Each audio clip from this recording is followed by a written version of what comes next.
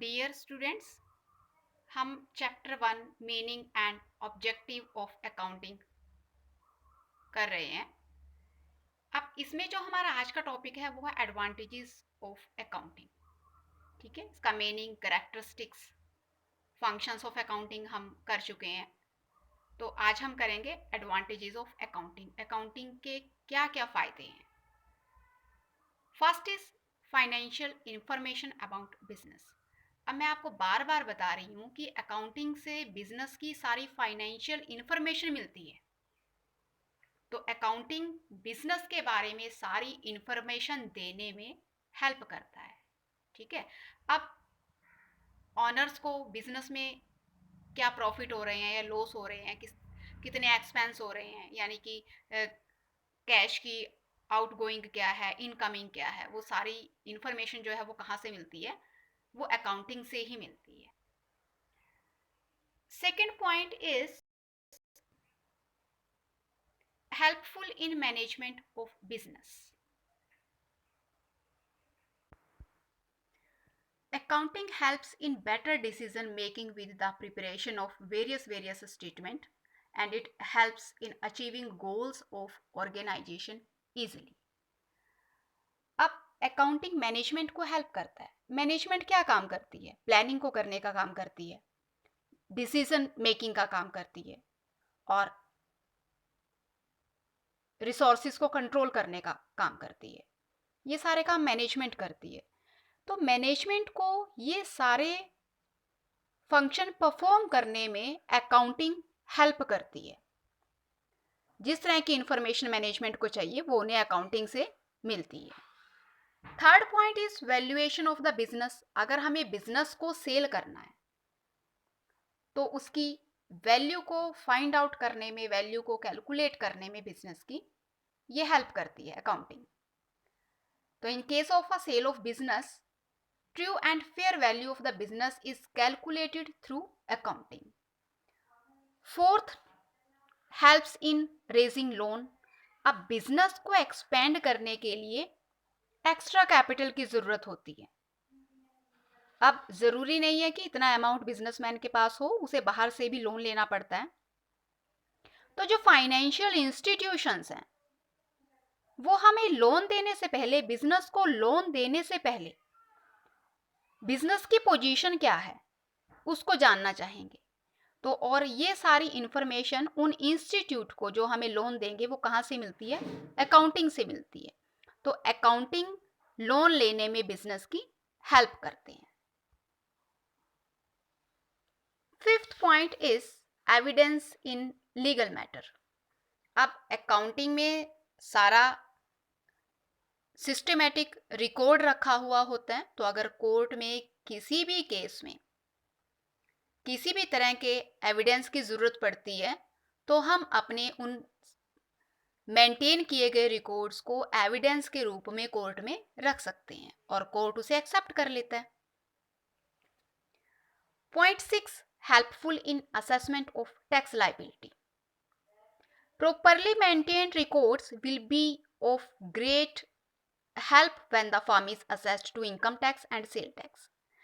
जब firm income tax या sale tax को पे करती है तो जो हमने प्रॉपरली मेंटेन करके अपने रिकॉर्ड्स रखे होते हैं वो हेल्प करते हैं इनकम टैक्स को और सेल टैक्स को असेस करने में। Seventh point, helpful in partnership accounts. Accounting records provide all the information needed at the time of admission of a partner, retirement of a partner और death of a partner and dissolution of the firm. Dissolution of the firm, जब किसी firm का समापन होता है या फिर कोई पार्टनर रिटायर हो जाता है या फिर किसी पार्टनर की डेथ हो जाती है या कोई नया पार्टनर एडमिट होता है, तो किसी नए पार्टनर के एडमिशन के टाइम पे या रिटायरमेंट के टाइम पे या किसी पार्टनर की डेथ के टाइम पे या फिर अगर फर्म का डिसोल्यूशन हो रहा है उस टाइम पे जिस तरह की इंफॉर्मेशन की ज़रूरत होती है वो हमें कहाँ से मिलती है? हमारे अकाउंटिंग रिकॉर्ड्स से मिलती है। ठीक है, तो eighth point is unable comparative study. अब अकाउंटिंग में हम अपने सारे रिकॉर्ड्स सिस्टेमेटिक वे से रखते हैं। तो एक साल के रिकॉर्ड्स को हम दूसरे साल के रिकॉर्ड्स के साथ कंपैरिजन कर सकते हैं। अब करंट ईयर का रिकॉर्ड जो है हम लास्ट ईयर के यानी कि पिछले साल के रिकॉर्ड के साथ हम अगर उसको कंपेयर करें कि हमारे इस साल के प्रॉफिट कितने हुए हैं और लास्ट ईयर के प्रॉफिट कितने थे, पिछले साल के कितने थे, अगर इस साल के प्रॉफिट पिछले साल के प्रॉफिट से कम शो हो रहे हैं तो वो क्या वजह है कि प्रॉफिट इस साल कम हुए हैं। ठीक है, तो हम करंट ईयर के रिकॉर्ड्स को दूसरे सालों के रिकॉर्ड्स के साथ कंपेयर कर सकते हैं कि इस ईयर के एक्सपेंस कितने हैं, लास्ट ईयर के एक्सपेंस कितने आए थे, या इस ईयर कितना प्रॉफिट हुआ है, पिछले साल कितना प्रॉफिट हुआ था, या पिछले साल कितनी सेल हुई थी और इस साल कितनी सेल हुई है। अगर सेल कम या ज़्यादा हुई है तो किस वजह से हुई है। सेल अच्छी हुई है इस साल तो हम और उसे और अच्छा बढ़ाने के लिए एफर्ट्स कर सकते हैं, और अगर किसी वजह से सेल पिछले साल से कम हो गई है तो हम उन कारणों का पता लगा सकते हैं।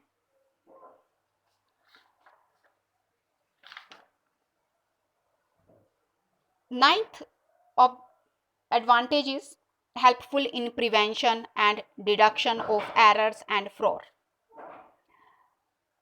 फ्रॉड को कम करने में हेल्प मिलती है इन रिकॉर्ड्स से, अकाउंटिंग से। तो अकाउंटिंग जो है हमारी एरर्स और फ्रॉड को कम करने में और उनसे हमारे बिजनेस को प्रिवेंट करते हैं, सुरक्षित रखते हैं, क्योंकि अकाउंटिंग में हम सारे रिकॉर्ड्स सिस्टेमेटिक वे से रखते हैं। ठीक है, तो किसी भी तरह का कोई एम्प्लॉय फ्रॉड नहीं कर सकता।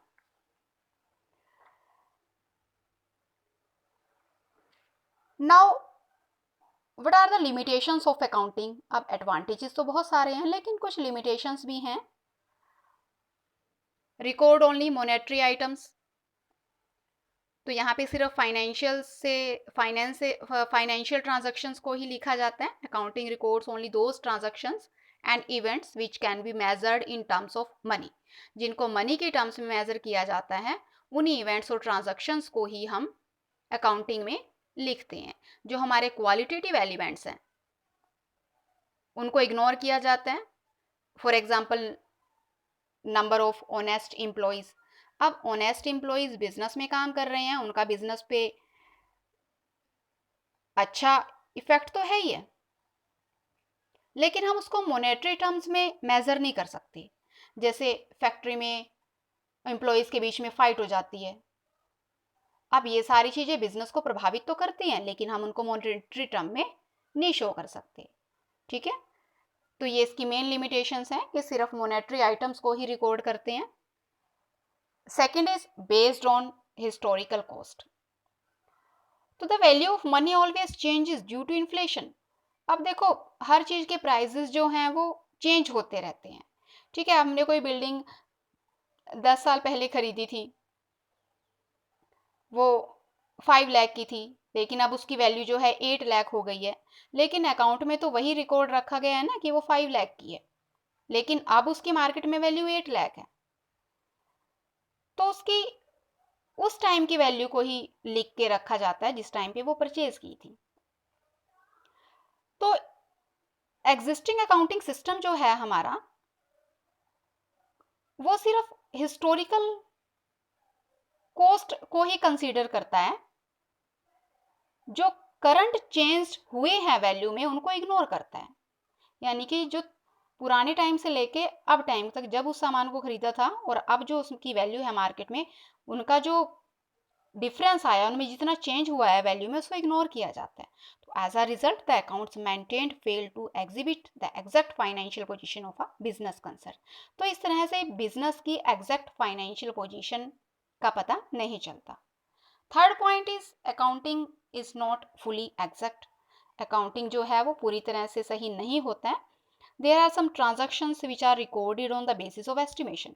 कुछ ट्रांजैक्शन ऐसी है जिसको हम अनुमानित तौर पे रिकॉर्ड करते हैं। For example estimating the useful time of an asset, कि जब हम किसी एसेट को परचेज करते हैं तो हम उसका जो यूजफुल लाइफ है वो एस्टिमेट करते हैं कि ये 10 ईयर्स तक काम करेगी ये मशीनरी, या 12 ईयर्स तक काम करेगी।